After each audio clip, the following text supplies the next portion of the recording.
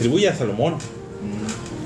Bueno, hay una en tres citas: San Juan capítulo 9 verso 1 a partir del verso 1, San Mateo capítulo 16 a partir del verso 20 y al último con Eclesiastés capítulo 7. Hay un punto que quiero resaltar que me gustaría que consideráramos. ¿Cuál es el primero? San Juan capítulo 9. San Juan capítulo 9 verso 1. En una ocasión dice que el Señor Jesús, dice el verso 1, al pasar Jesús, San Juan capítulo 9 verso 1, dice: al pasar Jesús vio un hombre ciego de nacimiento y le preguntaron sus discípulos: Rabí, ¿quién pecó, este o sus padres, para que haya nacido ciego? Respondió Jesús: no es que pecó este ni sus padres, sino para que la obra de Dios se manifieste en él. Es una expresión que está allí. Yo creo que hay un sentimiento que existía en la época y que todavía existe, que el padecer se vuelve un indicador de que Dios no está con nosotros, de que Dios ya nos ha dejado. Si las cosas nos salen bien, si son favorables, Dios está con nosotros. Y si las cosas no nos son favorables, si las cosas de pronto empiezan a parecer contrarias, entonces algo hice mal. La Biblia narra la historia de Job, cómo en algún momento las cosas no le salieron bien humanamente hablando, y dice que sus amigos llegaron a animarlo, y en el proceso de animarlo le dijeron: oye, pues ¿qué hiciste? ¿Qué hiciste? Algo has de haber hecho mal. Algo has de haber hecho mal para que las cosas no te estén saliendo bien. Y si bien es cierto que de pronto algunos padecimientos pueden ser resultado de nuestra indolencia, de nuestra falta de carácter, de nuestros errores, sí, pero algunos no. Hay cosas, dice la Biblia, que son hechas para que Dios se manifieste. En ese sentido, tenemos que confiar que si nosotros estamos en este camino, si nosotros nos hemos acercado a Dios, si nosotros hemos puesto en práctica la palabra de Dios, lo que resulte es para que Dios intervenga, o es porque Dios está interviniendo. ¿Sí? De tal manera que no debemos de poner el padecimiento como un indicador de que Dios no está con nosotros. El diccionario define padecer como experimentar un daño, experimentar un dolor, pasar por alguna enfermedad, una pena física, una pena moral o una pena emocional. Eso es padecer. Y aunque, repito, el padecimiento lo pudiéramos percibir como un castigo de Dios, no necesariamente es así. De pronto, poner como indicador de que Dios no está porque estoy padeciendo es equivocado, porque Dios nunca nos abandona, porque Dios siempre está con nosotros. Y en ese sentido tenemos que tener esa confianza. No podemos poner como indicador las cosas temporales. A veces decimos que si Dios no me hubiera dejado, si Dios no estuviera conmigo. Una poema, una historia que está por ahí, que seguramente han visto en algunos cuadros, se llaman Las Huellas. Y es una historia donde la persona dice que al ver su vida hacia atrás la veía como un camino sobre la arena, y en las dificultades se quedaba solo. Es que en la dificultad solamente hay un par de huellas, en la dificultad me deja solo, y viene como una especie de reclamo. Y dice: no, espérame, ahí es donde yo operaba, ahí es donde yo te cargaba, ahí es donde yo estaba más tiempo contigo. Si bien es cierto, Dios está con nosotros en esos momentos de padecimiento, tenemos que tener la confianza. Vaya, no podemos poner como indicador únicamente la risa, la alegría, la algarabía. Dios está conmigo porque todo me está saliendo bien, y cuando las cosas no resultan, me reclamo: Dios me ha abandonado, Dios no está. Y no, esta historia, ese momento en el cual los discípulos reaccionarían tal vez como reaccionamos nosotros. Oye, ¿quién pecó? ¿Quién se equivocó? ¿Él o los padres? No dan lugar a la duda, y el Señor Jesús viene y clarifica: hay cosas que suceden que pudiéramos ver como tragedia, que pudiéramos ver como padecimiento, de tal forma que no rechacemos el padecimiento de entrada. No lo veamos como que Dios no está con nosotros. Y si llegamos a pasar por alguna situación de padecer, aceptarlo como parte de la vida, como parte de la disciplina. Y la otra expresión que viene en San Mateo capítulo 16, porque en un momento dado Jesús era congruente con lo que decía y con lo que vivía. No solamente decía: bueno, si Él está padeciendo es porque algo bueno va a suceder, pero cuando se trate de mí, entonces no. Y no era así. San Mateo capítulo 16, verso 20.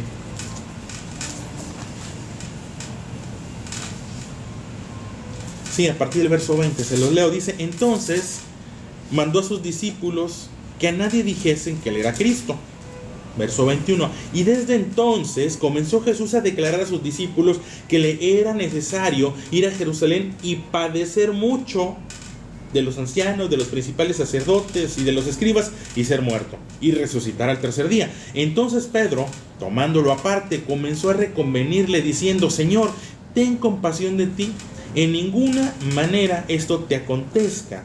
Pero él, volviéndose, dijo a Pedro: quítate de delante de mí, Satanás, me eres tropiezo, porque no pones la mira en las cosas de Dios, sino en las de los hombres.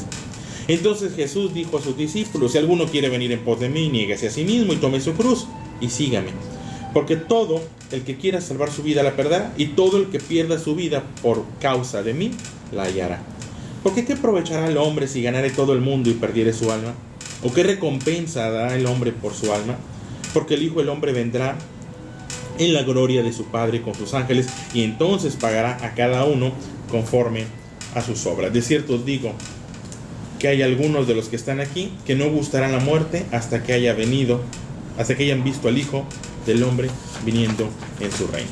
Y bueno, una vez más viene esa situación. El Señor Jesús les dice que va a padecer, les anuncia que va a pasar por unas situaciones pues aparentemente contrarias. Voy a padecer. Y cuando uno ve la historia completa, efectivamente el Señor Jesús padeció que se burlaran de él, que lo abofetearan, que lo escupieran, que lo crucificaran. Y cuando el Señor les anuncia: miren, esto es lo que va a pasar, la reacción de Pedro es la reacción más humana. No pases por eso. De ninguna manera eso te contesta. No padezcas, no sufras. Espérame, la reacción de Jesús es un poco dura para Pedro, porque lo pone y lo compara como si en ese momento no lo estuviera utilizando Dios. Apártate de mí, Satanás. Es muy duro. Cuando uno lee la historia completa, versos anteriores, pareciera que Pedro estaba muy bien y tiene una conversación, esa expresión donde tú eres Pedro y tú eres roca, y sobre esta roca edificaré mi iglesia, es justo antes de esta. Vaya, en un momento cuando Pedro pareciera que está muy bien, viene una expresión de este tipo: apártate de mí, Satanás. ¿Qué estaba haciendo Pedro? Estaba actuando tal vez como lo haríamos muchos de nosotros: no sufras, no padezcas, ninguna de ese tipo de situaciones te acontezca, perdiendo de vista que el padecimiento es parte de la vida, y no necesariamente una parte mala de la vida, sino parte de la vida.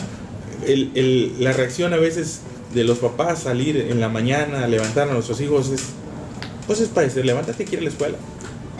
¿Y es algo bueno para ti? No me quiero levantar, sí, pero es bueno para ti. El padecer ese tipo de... es algo bueno. Una madre que consecuentara a sus hijos: no, mijito, y quédate dormidito, no sería una buena madre. Se trata de responsabilidad. La expresión de Pedro es humana, pero no siempre necesariamente es bueno. Vaya, el buscar, evitar el padecimiento es riesgoso. El enfrentar el padecimiento como parte de la vida, enfrentar el sufrimiento como parte de la vida, como parte de las responsabilidades. Que diga yo: oye, qué contento voy a pagar impuestos. No, la verdad no. Pero es parte de la vida. Que diga yo: oye, qué bien, qué contento voy a... Hace algunos años estaba yo mucho más... era joven, era adolescente. Y falleció alguien de la congregación y me dijo: vamos a organizarnos aquí en el funeral. Y yo le dije: no quiero ir. Es muy triste eso. No me dijo nada mi papá, se fue. Y después me mandó un mensaje. Solamente me mandó una cita: Eclesiastés capítulo 7, verso 1. Fui, abrí mi Biblia y lo leí, se los leo. Dice esta expresión: ¿cuál? Eclesiastés capítulo 7, verso 1. Está al lado de los proverbios. Se las leo, si gustan, ahorita la buscamos. Dice: mejor es la buena fama que el buen ungüento, y mejor el día de la muerte que el día del nacimiento. Mejor es ir a la casa de luto que a la casa del banquete, porque aquello es el fin de todos los hombres, y el que vive lo pondrá en su corazón. Mejor es el pesar que la risa, porque con la tristeza del rostro se enmendará el corazón. El corazón de los sabios está en la casa de luto, mas el corazón de los insensatos en la casa en que hay alegría. Me dejó una enseñanza, me levanté y fui. Tenía que ir. Da muy duro. Da muy duro, pero es cierto. Es cierto. Jesús padeció y padeció por nuestros pecados y padeció porque le tocaba padecer. Jesús anunció, voy a padecer, es parte de lo que tengo que hacer. Tiene que ver con las responsabilidades, tiene que ver con lo eterno, tiene que ver con lo que trasciende.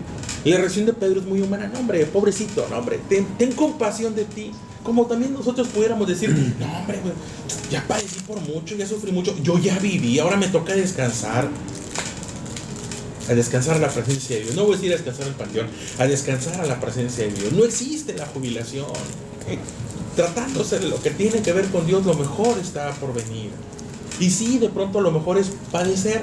Aunque en la actitud humana, hedonista, pudiéramos poner como indicador solamente estar bien y que te vaya bien. Pero las dificultades son parte de la vida y entonces nuestra fe se puede venir abajo. La semana pasada hablábamos cómo Pedro camina sobre las aguas, pero cuando ve la realidad, cuando ve la tormenta, se empieza a hundir.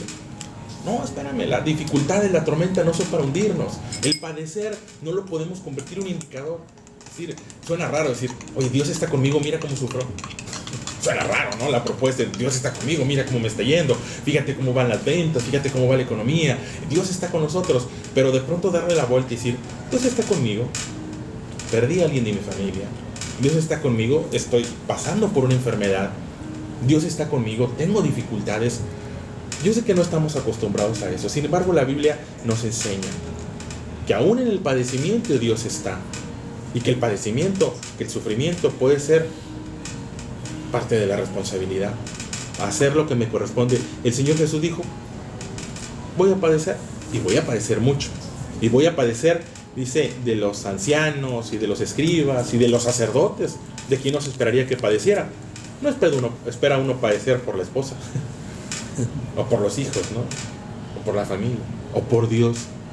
Sin embargo, después de anunciarles y después de poner a Pedro en su lugar y de decirle, Pedro, tú estás poniendo las cosas como la ponen los hombres. No pones la mira en las cosas de Dios. Cuando pones la mira en las cosas de Dios, entonces te vuelves responsable. Y la responsabilidad viene tal vez muy de la mano del padecimiento. Inmediatamente después viene esa expresión que es muy conocida: si alguno quiere venir en pos de mí, niéguese a sí mismo y tome su cruz y sígame. Ese concepto de tomar la cruz no es solamente porque hay que tener cuidado, dice alguien, es que mi cruz, espérame, a lo mejor ese padecimiento es consecuencia de tus malas decisiones. Hay que identificar. Hay padecimientos que son consecuencia de mis malas decisiones. Ese hazlo a un lado, ese corrige. Pero tomar la cruz es sacrificarte, es poner en práctica la palabra de Dios, es obedecer a Dios. El Señor Jesús fue a la cruz no por errores, el Señor Jesús fue a la cruz por obedecer a su Padre. También otro punto sería no ver a Jesús con lástima. Pedro veía a Jesús con lástima. Y no es pobrecito Jesús, me da lástima Jesús. El domingo escuchaba una canción en la boda que fui y decía, no me mueve el cielo que me tienes prometido, no me mueve el ver a Jesús sufriendo, me mueve saber que se sacrificó por nosotros. Vaya, no evitemos el padecimiento, no tratar de eludir el padecimiento. ¿Sí? No lo busco, tampoco lo busco, pero si llega, si en el ejercicio de mi actividad cristiana, si en la puesta en práctica de la palabra de Dios llega el padecimiento, bienvenido. Después de todo, dice la palabra de Dios, bienaventurados, dichosos los que sufren, porque ellos serán consolados. Si algo ocurre en mi vida, no lo voy a poner como indicador. Si algo trágico ocurre en mi vida, no lo voy a poner como indicador de que Dios no está. Al contrario, Señor, yo pongo en práctica tu palabra. Y si esto es lo que resulta, bienvenido. No me gusta, pero la disciplina, dice la Biblia, que ninguna disciplina al presente es motivo de gozo. ¿Sí? Ninguna. No pequé. Esto es resultado de la obra de Dios en mi vida, aunque sea padecimiento. Que de pronto vengan los amigos y los de alrededor y decir, pobrecito de ti. No soy digno de lástima. No, lo que resulte. Hay cosas que suceden. Apártate de mí, Satanás. No voy a eludir el padecimiento. No voy a hacer a un lado el sufrimiento. ¿Sí? No lo voy a hacer a un lado. No necesito tu lástima. No necesitamos la lástima. Necesito su fortaleza. Ayúdenme a continuar, a salir, a pasar por este valle de sombra y de muerte. Salmo 23 dice la expresión, aunque transite por valle de sombra y de muerte, no temeré mal alguno. Son parte de la vida, el padecimiento es parte de la vida. Hacer las cosas bien, en ocasiones, duele, en ocasiones lastima, pero es parte. Porque no ponemos, dice la expresión del Señor Jesús, porque no ponemos la mira en las cosas de los hombres, ponemos la mira en las cosas de Dios. No tenemos lástima de Jesús pasando por la cruz, pero tampoco tenemos lástima de nosotros cuando tomamos nuestra cruz y ponemos en práctica la palabra de Dios, porque entendemos lo que dice Eclesiastés: mejor es el pesar que la risa. Sí, hay cosas que son muy divertidas, pero no me dejan enseñanza. Pero la casa del luto, la casa del llanto, allí es donde se construye el corazón de los hombres valientes, el corazón de los hombres que tienen fe y que buscan a Dios cada mañana, independientemente de las circunstancias. Suena raro: Dios está conmigo, mira cómo sufro. Dios está conmigo, mira cómo estoy perdiendo. Dios está conmigo, mira cómo me duele esta enfermedad. De pronto suena diferente a lo que nos han predicado, y yo digo, es que habemos muchos predicadores con buenas intenciones, pero a veces la palabra de Dios llega y es contraria a lo que queremos. A veces la palabra de Dios llega y nos dice: hey, padecer es parte de la vida y parte buena de la vida. Perder es parte de la vida y una parte buena de la vida. Dios está conmigo, me está yendo bien. Dios está conmigo, humanamente hablando, me está yendo mal. El apóstol Pablo decía: he aprendido, en cualquiera que sea mi situación, he aprendido a contentarme en cualquiera que sea mi situación.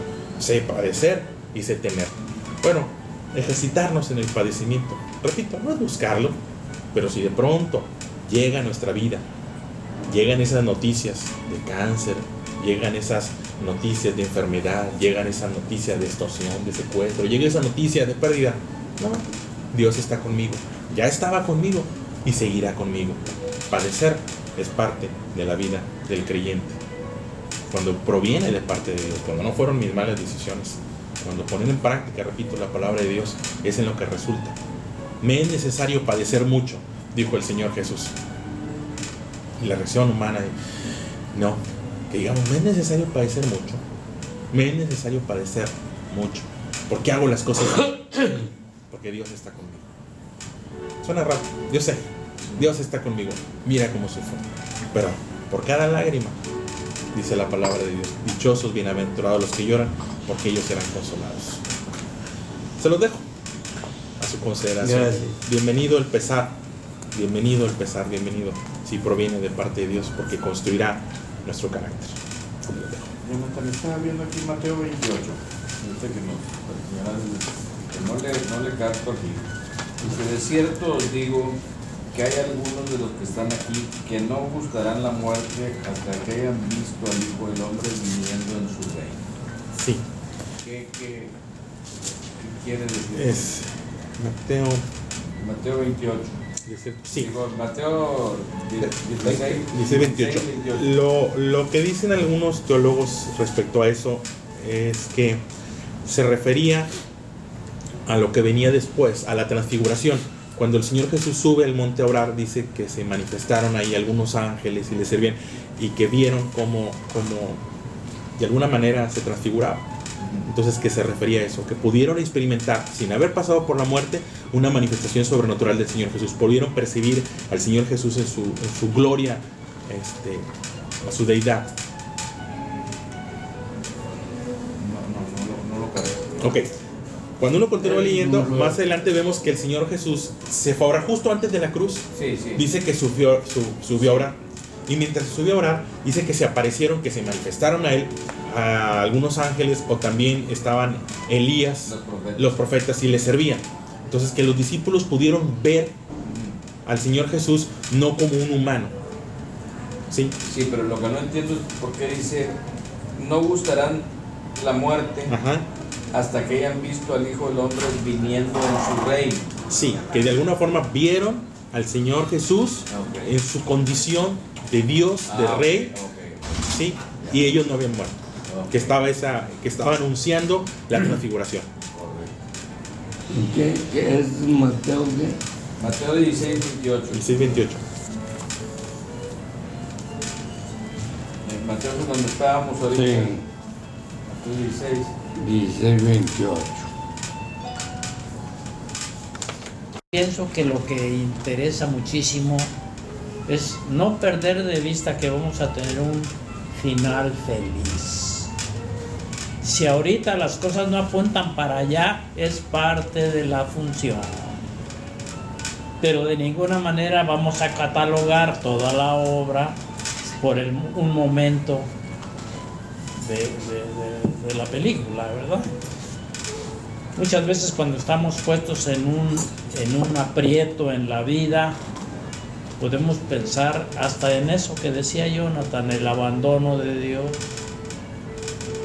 A mí me conmueve mucho esa expresión del Señor Jesús en la cruz: Padre, ¿por qué me has abandonado? Tal vez porque estaba hablando como verdadero hombre. Él no estaba ubicado en su papel de Dios, él estaba sufriendo como hombre y su expresión es como la de cualquiera de nosotros: Señor, ¿por qué me has abandonado? Pero el hecho de que está en el cielo y a la derecha del Padre y de nuevo vendrá con gloria a juzgar a vivos y muertos, nos dice que Padre no lo había abandonado, lo estaba glorificando, ¿verdad? Qué difícil de entender. Pero vuelvo a repetir, creo que los juicios apresurados muchas veces nos llevan al error de no tener el concepto completo de la película, de toda la obra.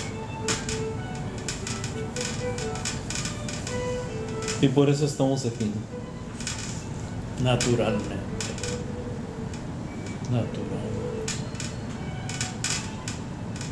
Hasta el final. Sí, sí.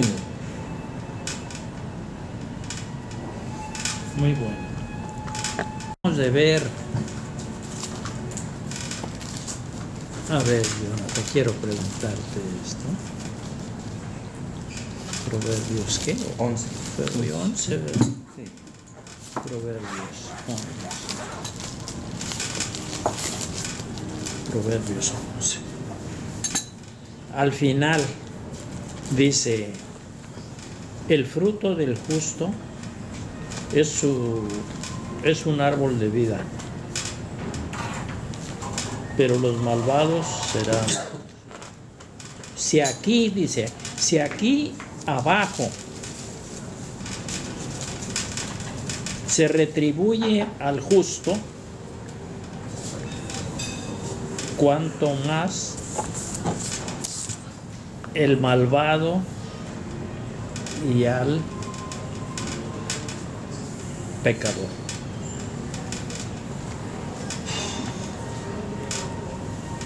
Dice que aquí al justo se le retribuye, En la tierra. o sea, se le premia. Como que es ¿Será? contradictorio, ¿verdad? Pero no. Dice, cuanto más al pecador también se lo va a premiar. ¿Quién sabe? Esas son las cosas que a veces nos llevan a discusiones, interrogantes, a dudas, a cosas así. Porque no lo entendemos. Bueno, pues no lo entiendes, pero no es así. Hay otra traducción. Esta versión dice: el justo recibe lo que merece Ajá. en esta tierra, y más todavía el malvado y el pecador va a recibir lo que merece. Lo que merece. Esta- Y lo que merece tienen que Recibe lo que merece. acorde. ¿Y qué tal si no me haces la aclaración, Chuchu? Me quedo yo con la cosa de que aquí hay un error. No. Digo, muchas veces nos pasa eso. La revelación te va a llegar, hombre. Bendito sea Dios, a mí ya me llega. ¿Y quién me niega que después venga otra y también tenga necesidad? Estar uno abierto a eso, a esa verdad. No es ahorita todavía no. La versión griega dice: Claro. si los justos a duras penas se salvan, ¿qué será de los pecadores que viven sin Dios? Está buena también. ¿Cómo dice? Si los justos a duras penas se salvan, ¿Cómo, hombre? ¿qué será de los pecadores que viven sin Dios? Se parece mucho a cuando dice, fíjate que ando re malo, ando malísimo. No, hombre. Sí, hombre, fíjate que me duele acá y acá y el doctor no le acierta y yo la estoy pasando muy mal. Gracias. Pues es que tú tienes la culpa, hombre. Pídele a Dios. Haz oración. A los 2 días se lo encuentra. Yo la verdad nunca lo había leído. ¿Cómo te ha ido? saca de onda porque... Hay que leerlo todo. Sí, pero fíjate, dice, todo esto he visto en los días de mi vanidad, justo hay que perece por su justicia, y hay impío que por su maldad alarga sus días. Y a veces consideramos, porque también se menciona mucho en la Biblia, que alargaré tus días. Dios le habla sobre todo a los profetas, ¿verdad? Y dice, alargaré tus días. Pero bueno. Pero a veces no. Cuando uno ve, por eso me gusta Eclesiastés, porque balancea una tendencia a la realidad. Hubo profetas que fueron buenos y que por hacer las cosas bien murieron. Entonces Eclesiastés lo dice. Como que dice lo que nadie se había atrevido a mencionar. Sí es cierto que a los justos les va bien y viven muchos años, pero también a veces... les alargan la vida para que... Sí. Entonces, ese es lo bonito. Sí, se supone que es de autoría de Salomón. Algunos teólogos no coinciden, pero la mayoría caímos en eso, en que sí es de Salomón. Y se atribuye al último periodo de vida de Salomón, cuando Salomón dio su corazón a otras mujeres y a falsos dioses, y que en el último momento de su vida recapacitó. Pues es entendible que pueda escribir así, que al último recapacitó y corrigió, porque empieza diciendo que él fue sobre Israel en el capítulo 1. Entonces hay que leerlo desde la perspectiva de un Salomón que se acercó a Dios, que se equivocó, que le fue mal y que luego se arrepiente. Y cuando ves así, sí toma sentido Salomón. Parece que te oyen y le suben. Perdón. No, está bien, es efecto. Es una buena lectura, si tienen oportunidad. No, está bien. vanidad de vanidades, todo es vanidad. Llévate. Sí. Memo, haces oración. Señor Padre Santo, gracias por estos alimentos que nos has mandado. Haz que nos caigan muy bien a nuestro organismo. Gracias, Señor, por haber mandado a tu Hijo Jesús a estar aquí en esta mesa con nosotros, enseñándonos, Señor. Gracias, Padre Santo, por todas las bondades que nos has mandado. Gracias. Te amamos y te queremos, Señor. Ilumínanos en cada momento de nuestra vida. Amén. Todo esto te lo pedimos en el precioso nombre de tu Hijo Jesús. Amén. Amén. Provecho. Sígame contando el chiste o empiécelo de nuevo. Sí, decía yo que un amigo, se encuentran dos amigos. Uno de ellos se queja con el otro de que está sufriendo mucho, que la está pasando muy mal. Y entonces el amigo le dice, ¿y ya le has pedido a Dios? Dijo, no. Ah, pues pídele, hombre. Pues ahí está el problema. Y entonces se va el otro convencido de que hay que pedirle a Dios. A los 2 días se lo encuentra y le dice, ¿qué pasó? ¿Cómo te sientes ahora? Sí, ¿y cómo te sientes ahora? Dijo, pues la verdad, peor. ¿Cómo, hombre? ¿Y de veras le pediste? Sí. Dijo, pues ¿qué tal si no le hubieras pedido? No sabemos, a lo mejor si hubiera muerto y todavía está vivo, ¿verdad? Dentro de todo el caos hay una esperanza. Claro.